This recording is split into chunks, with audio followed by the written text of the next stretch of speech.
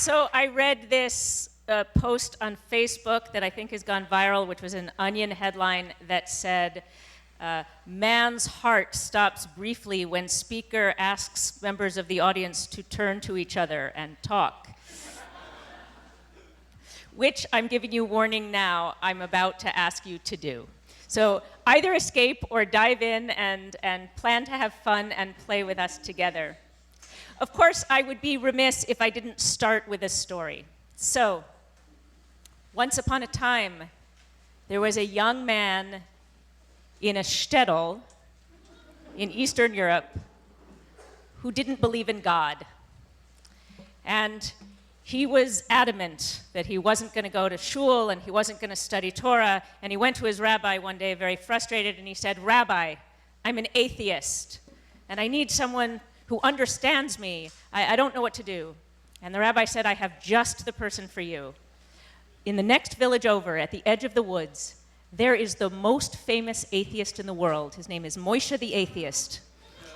And you should go find him and study with him. Tell him I sent you." So the young man packed up his stick and his kerchief and his bread and cheese, and he trudged off through the forest. And in fact, when he got to the edge of the forest, just like the rabbi had promised, there was a little hut with some smoke coming out of the chimney and a little door, and he knocked on the door and he said, "Excuse me?" And a voice from inside said, "Yes." He says, I'm looking for Moshe the Atheist." And the voice says, "Yes, come in." So the young man opens the door, and there in the hut is a big table covered with books and Talmud, and the man is wearing a kippah, and he has payas and talit, and he big long beard, and he looks up and he says, "Yes, can I help you?" And the young man says, "Oh, I'm sorry, I'm looking for Moshe the Atheist." And Moshe says, "Yes, that's me. How can I help you?" And the young man says, "You're Moshe the Atheist? Okay, well, my rabbi sent me. I'm an atheist too, and I've come to study with you." And Moshe moves down his spectacles and peers over them at the young man and says, "Ah, you're an atheist, huh? Have you studied Torah?"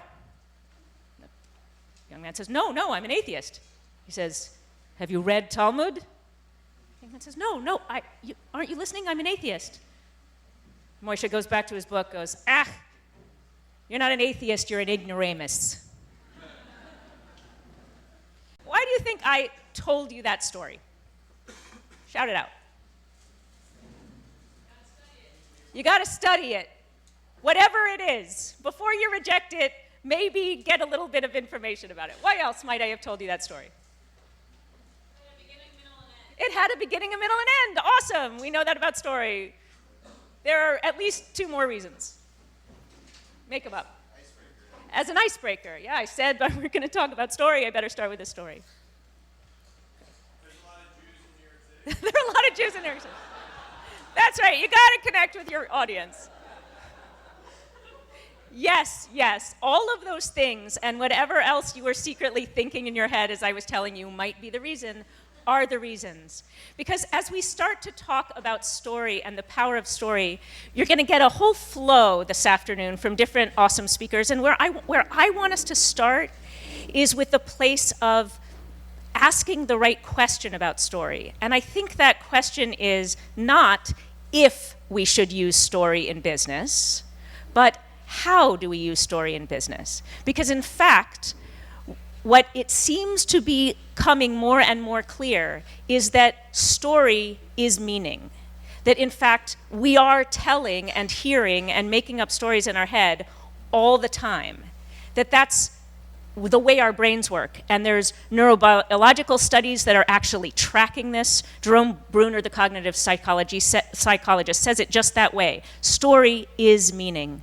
So if, whether it's in business or any other context, we're saying, I don't know about this story thing, I'm not sure I'm a believer in using story, we're missing the point. The point is not, do we use story? The point is, how consciously, how effectively do we use story? How aligned is the stories that we're telling with our intention or the moral that we want to give to the audience that we're talking to? How aligned is it with their needs and interests? If I'm telling a story about Moshe, how many Jews are in my audience? So right now, raise your hand if you feel like Yep, I am absolutely a storyteller. I'm a great storyteller.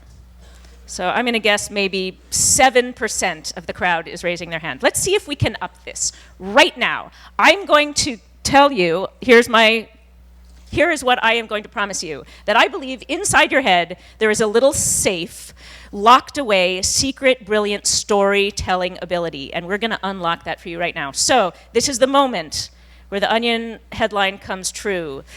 Please find someone next to you, turn to them, say hi, and say, will you play with me? Go.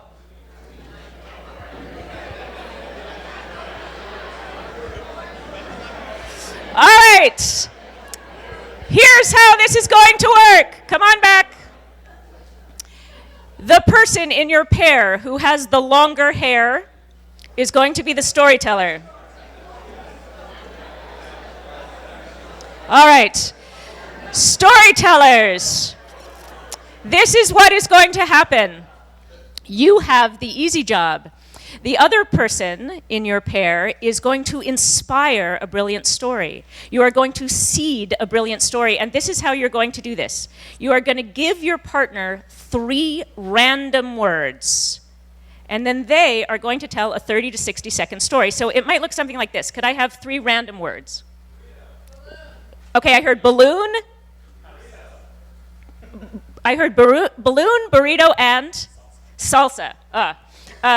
So let's say burrito and salsa are one, balloon is another. Give me something else random that does, and pterodactyl. Thank you very much. Okay, so little Jimmy was very excited to get a balloon at the zoo. He was so excited that he ran away from his mom and stole all the rest of the balloons. They were, as you can imagine, so much helium, and he was such a tiny little kid that they started to lift him off the ground. And he went flying through the air, over the zoo, all the way across some strange land, so far that he fell into the dinosaur pit, where he was visited by a pterodactyl. And he said, "You can fly?" And the pterodactyl said, "Yes, so can you." And they had a wonderful time playing together. Then the pterodactyl said, "You know, I'm a frightening dinosaur, and I eat people if I ever find them, little mammal animals, so I'm going to eat you." And the boy said, No, don't eat me. Look, I have a burrito with salsa. That's even better." The end. Okay. So, as you can tell, it doesn't have to be a good story. Dare to be boring, dare to be obvious, dare to be silly, dare to be ridiculous. Your brain, whether you are Moishe the atheist, whether you are a rabbi, whether you are a CEO of a company, whether you are a burrito maker, your brain is already a treasure trove of storytelling ability. We tell stories when we're telling stories. We tell stories when we're listening to stories. We tell stories when we see a graph of the quarterly earnings. We tell a story when the clicker doesn't work and we make up a story about why that's happening. We tell a story when we're standing in line for food or when there's no toilet paper in the bathroom. It is the way our brain must do it. So the question is, in all of our brains, there's this little treasure trove of story, because story is how we make sense of the world. What do we do in business? How do we take that gold, that treasure, and turn it into a tool that we can use in business? We know what these things are, right? You've already told me. We know a story has a beginning and middle and end. We know there's conflict. We know there's cause and effect. There are characters, antagonists and protagonists, vivid images, metaphors. Did you have those in your stories as you told them just naturally? Yes? At least some of them? When you didn't have them, did you go like, I wanted to have more of that? Right? We know what it is. So the question is, how do we focus that? How do we turn that into a tool for business? You know, I think that, again, this question of, do I tell a story in business? Sometimes we think, it's not appropriate, or it's not professional, or it's not serious. Well, let's look at Aristotle's 3 levels of argument. Is that serious enough for you? Yeah. Okay, excellent. So what are they? Anybody know? Yeah! Woohoo! Very nice. Give that girl a burrito. Okay. So logos is actually very popular at business, and we're very comfortable with it, right? Logos means it has a logic or a rational thought. We have like, what is the cause and effect of the argument? Well, guess what? Story's great for logos. When we work with organizations, we use storytelling techniques a lot to talk about what's the vision, what's the current state, and how are we going to actually problem solve and get there. Or let's gather stories from people and find out what explanations they are making for why things are working or not working here. So story isn't separate from logic or science as much as religion.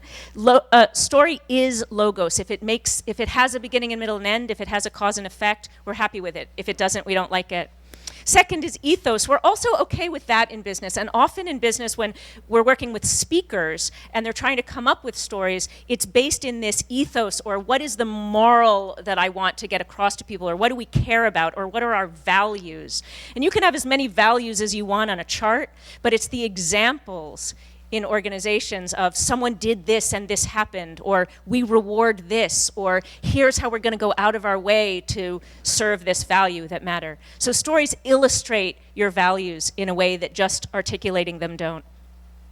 And finally, pathos. This is the one where historically we have been a little bit uncomfortable in business, right? That we've sort of separated our humanity and our emotions and our feelings from our work and our professional lives. And gloriously, increasingly, we're realizing that being human is not separate from being a professional, and being passionate and emotional is a wonderful thing to bring to work.